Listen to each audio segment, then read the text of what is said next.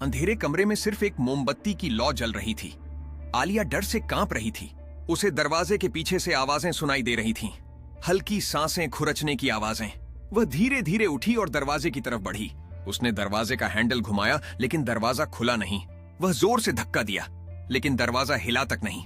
अचानक दरवाजे के पीछे से एक चीख सुनाई दी। आलिया ने दरवाजा खटखटाया, लेकिन कोई जवाब नहीं आया। डर से आलिया की आंखों में आंसू आ गए।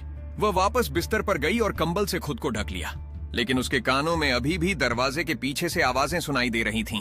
उसने धीरे धीरे कंबल के भीतर से अपने फोन को निकाला और टॉर्च चालू की। जैसे ही उसने टॉर्च की रोशनी दरवाजे पर डाली, उसे एक आकृति दिखी। उसकी धड़कनें तेज हो गईं और वह खुद को रोकने की कोशिश करने लगी। उसने हिम्मत जुटाई और टॉर्च को दरवाजे की तरफ बढ़ाया। जैसे ही रोशनी ने आकृति को छुआ, वह अचानक गायब हो गई। आलिया ठिठकी। उसके मन में कई सवाल थे और डर भी। उसने धीरे धीरे दरवाजे की तरफ कदम बढ़ाए।